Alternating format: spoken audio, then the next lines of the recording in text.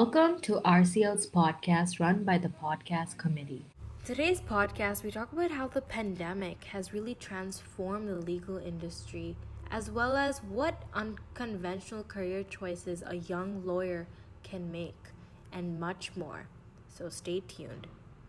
We're your hosts, Janvi Nagrali and Raksha Rajesh. And today we have a very special guest with us, Ms Sammanika Rawat. So, a little bit about our guest.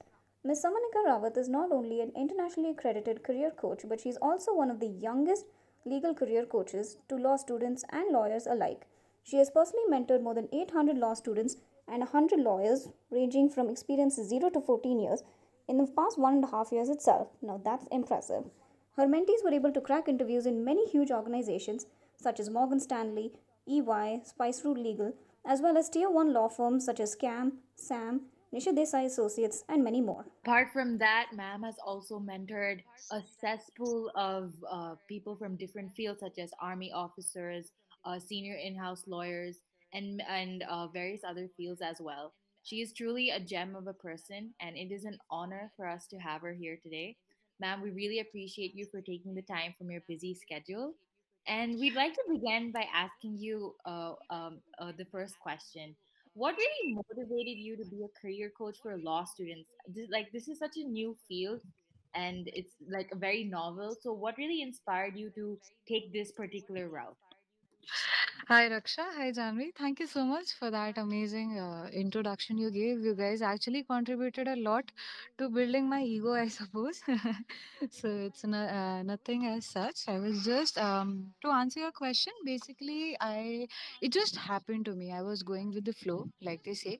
So since college days, when I was studying law, I had an inclination towards understanding human behavior and psychology, but I wasn't very sure if I could have a career which could be a combination of these two.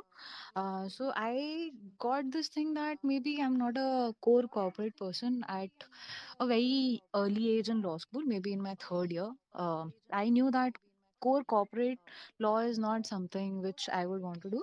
That is because I study from NLU. So in NLUs, we have this rat race kind of going on where most of the students, because of the fee structure and everything, they have so much of education loan and all. And most of the people feel that probably corporate is the only way where you could get that financial support.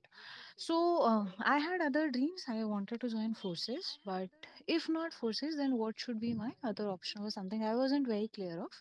And then I did under whatever pressure you may call it, peer pressure or family. Not exactly, actually. There wasn't some direct pressure, but indirectly it was there that, like, oh, I've graduated from this college. If I don't have a job in hand, what would my family think about me? What was I doing in college and all? So I did join a law firm immediately after college, and then left it in a couple of months because there was a split happening there. My teams were moving out to different places, so I knew that this firm's name on my CV would be for this many months only. So now I did not want to join another law firm, and when I was taking this break to prepare my forces entrances, that was the time when I got a call from one of the legal edutech companies. I knew the seniors, the founders were my college seniors, and then it just happened like this. Career coaching thing wasn't something which was planned. I was asked that they were running courses for law students, and they said, "Could you guide them with placements and all?" Because when I was studying at NUJS, I was part of the placement committee for 3 years, so they knew that I had some exposure. With respect to what industry professionals are looking for, and they asked me if you would be able to help us in setting up placements department. So from there, then I realized over time that what I was doing was something which was really appreciated by others. And then thought that, okay, this is the thing, let's do it then. Let's set up this kind of career opportunity also. So that's why I started officially giving myself the name of legal career coach. Thank you, ma'am. That sounds like quite the inspirational journey. It just goes to show that sometimes even the best laid out plans don't work out. Going with the flow can result in a huge amount of success. But, ma'am, I've seen that due to the global pandemic, a lot of students' ambitions and dreams have been crushed, and they're clueless as to where to go next and how to go about with their careers. What's your opinion in the change of the landscape of the legal industry in the COVID-19 situation?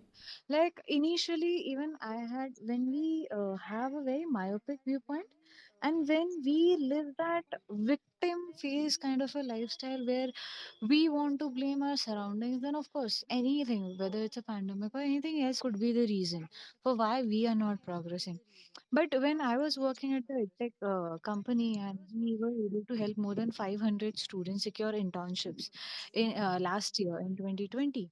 That was the time when the world saw the pandemic for the first time. Nobody was prepared for it. Nobody knew how to do things, right? At that point of time, when we were able to arrange 500 internships, online virtual internships, at a time where people didn't even know what was the concept of virtual internship. And then I realized that no, actually, it didn't affect the market as such. There were people willing to fight cases.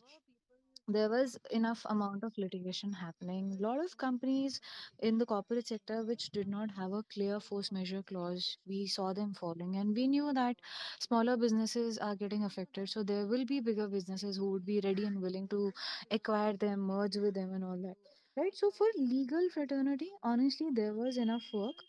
So in professional field, like doctors, lawyers, CSCA, and all these professional services areas, I don't think external market influences you a lot, as long as you are very clear as to what you are doing, and you are very honest in terms of offering the services. Because there were, yes, definitely a lot of people did go unemployed last year. Like you, if you visit any other district court, you'll see so many people sitting there. Just they call themselves lawyers, but I feel bad when I go into the depth and see that they are just doing property dealing work, and they call themselves lawyers. So people like these who are not being very honest with their education, with the service to the clients in terms of legal services. Of course, whatever they might be doing, they would be doing it with wholeheartedly, but the core degree which they held, if they were not very dedicated towards that, then yes, their roles, responsibilities did get affect. But for law students and lawyers, no, honestly not. Yes, to some extent, for fresher batches, they might have faced this thing, that because firms did not have a lot of business coming in, so yes, they were not in a position to hire as many people as they would. Number of vacancies would have definitely been affected. I agree to that.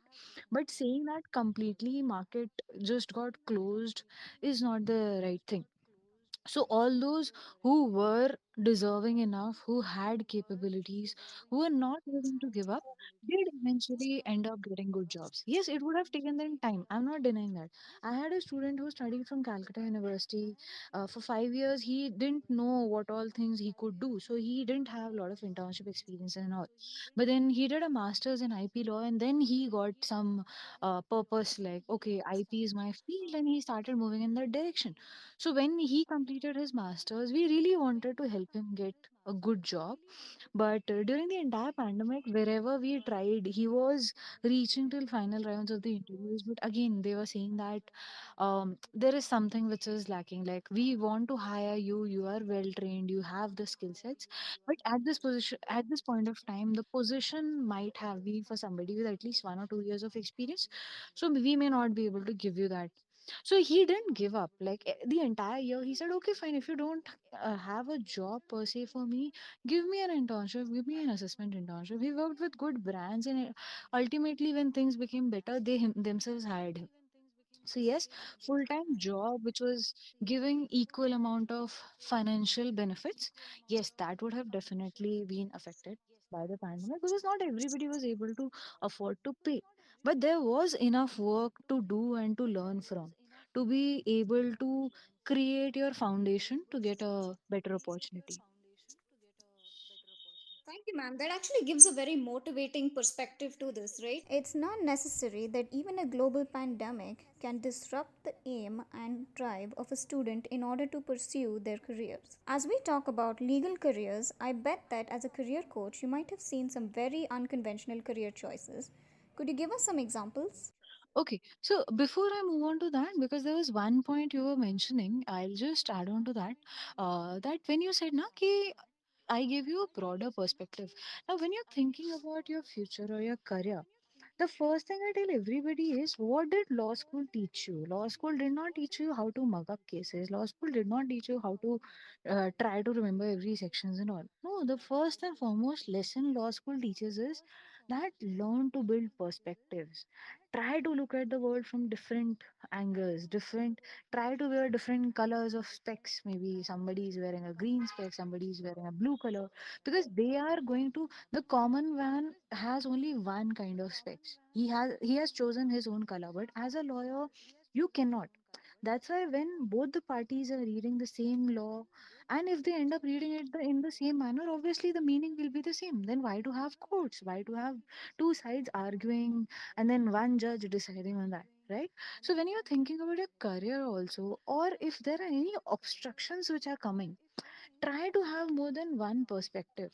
So during pandemic, all those people who did not have a very myopic viewpoint and were willing to have a broader perspective to see how legal fields would grow in their individual areas of interest, for them pandemic wasn't that painful, because they were not thinking about 1 year or 1 month or 4 months of lockdown or something. They were having a long term vision that, okay, fine, if I'm thinking of going in this direction, maybe technology law, maybe arbitration law, maybe IP law, maybe whatever subject, so where exactly do I see this field growing and going post pandemic, like 5 years, 7 years, 2 years down the line, and should I then step into this direction? So that also helped. Okay, coming to your this question about unconventional opportunities. See, when the moment you use the word unconventional, the first thing you are trying to say is you have nothing to do with core law. Okay, the moment we close the doors of law for our own self and we want to look around, again the world does not stop. It's like there are plethora of things you can do.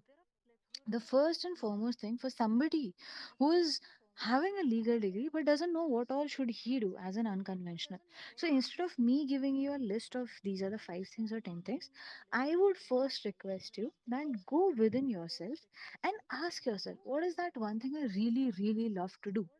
And what if the universe does not have any boundaries for me? Like there's no financial boundary, there is no societal pressure, family pressure, or anything. If everything would have worked in my favor, if I had everything that I would need, from money to maybe place of preference to everything, then what would I want to do? Let's assume that you've earned and learned and acquired everything you wanted. Okay. Now, after that, what would you want to do? And that is the thing you should do now. If you're setting thinking about a career which is fulfilling, which is giving you full job satisfaction, then that is something. So the advantage for law students is, I feel probably this is the only professional field which gives you so much of freedom that whatever is your area of interest, whatever it could be, from whichever sector, you can always club it with law and there would be a legal opportunity for you. For example, taking you to first conventional roles and then I'll come to the unconventional part also. Like, for example, I tell students that don't see careers in law as just litigation and corporate. You're just blinding the entire thing into two huge umbrellas and then not even willing to look what all comes under those umbrellas, right? So, corporate could be a law firm where there are 10 to 15 different departments, and it could also be an in house place. You love eating. If you love eating, I say go join Zomato. Zomato has a legal team. If you love traveling, go join Make My Trip or Indigo or these travel companies or travel aggregator companies. If you love, let's say, gaming, then there are so many gaming startups coming up and they would definitely want to have a legal team. If you've always enjoyed fashion and if you've enjoyed working in the you had a dream of working with the entertainment industry, then there are entertainment laws. So that is the beauty and advantage of our degree, that you can club it with any kind of interest you have and then create a career for yourself. This is with respect to the core conventional ones. Now, being giving you a specific answer, To your query, unconventional. Again, unconventional, the rising ones are that all the lawyers and law firms right now, they are looking for developing their business. So there is a new role which is coming up, which is called the business development role. Because lawyers say that we can do the research, we can do the argument part, we can do the drafting and advising, but we do not have enough time to bring new clients and to ensure that we are able to keep a hold on the old ones. And that is the one of the biggest reasons why most of the lawyers suffered a loss last year, because they knew how to bring new clients but they didn't know how to keep the old ones. That is one. Business development. Now, if you club your legal degree with any other degree, then of course there would be plethora of opportunities. Like law and HR is also something a lot of people are willing to explore these days. Reason being, law firms and legal chambers these days are hiring HRs, and everybody prefers that any other core legal role which a legal office has. They are thinking or finding ways if they could have somebody who understands law and does this kind of non legal work, so that it will make their life easier. So that is there. Then of course career coaching. When I had started, there was no concept of legal career coaches, and immediately after me there have been so many people who are doing it. So if you've always enjoyed giving advice to the other people, but that is an in-depth knowledge, for that you need in-depth knowledge. So if you're somebody who's willing to do the homework first and then guide other people, then career coaching is the next field which is coming up. All these law school, law colleges, universities, they are looking for people who can help their students secure jobs. So if you have that inclination, then colleges are willing to hire you to help them with their placements. Then coming out of this entire thing, then there is a that right now, even though bar council clearly says that you can't advertise, digital is the only way we can communicate, right? Because nobody can afford like if you're starting in the early stages and you don't have a lot of capital, then you can't advertise in newspapers and those fancy billboards and all, right? So everybody is going for digital marketing these days, be it lawyers, law firms, and of course lawyers have their own ways of marketing without being caught by BCI. It's not called marketing, it's actually called spreading awareness about your knowledge and um, skill sets. So for that also, digital marketing, all these legal ed tech companies and even lawyers are looking for law students or legal professionals who can help them with their marketing work, sales work. Again, when I say digital marketing, it's an entirely whole universe, I would say, like huge umbrella which has so many different things coming within. There is content writing, there is search engine optimization, there is web development, there is designing, there are a lot of things. So, like, based on your interest, what exactly interests you, you can just open any of these platforms, like maybe Fiverr, Upwork, or any other platform which allows you to do some or the other kind of freelancing work, and just check all the different kinds of options which are there for people who are offering services. What all services can you list there? And trust me, as a law student, almost 80% of the things are something which, if you have an interest, you can do it. Like when we were working at the edtech company, so the person handling the marketing was from legal background, handling sales was from legal background, I was handling placements, I was from legal background. Only tech was something which was not actually handled by anybody from legal background, but everything, mostly everything else was handled by people from legal background. Again, I had hired interns, law student interns who had pure interest in graphic designing, and they were working with me, helping me in designing my posters. Because if you are from legal background, or whatever unconventional role or unconventional job you're doing, it is advisable if you're doing it for somebody who is doing core legal work, so it gives you a better connection for both the people. Like, let's say I am from legal background, I'm offering legal career services to law students. Now, if my designer is also from legal background, he will be able to understand me. If my marketer is also from legal background, he will be able to understand me, right?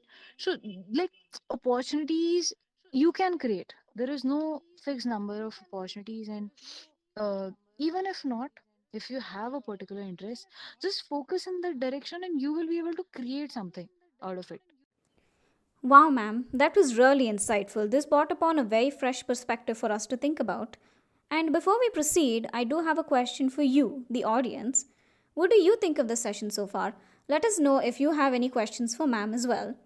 Thank you for listening and stay tuned for the next one.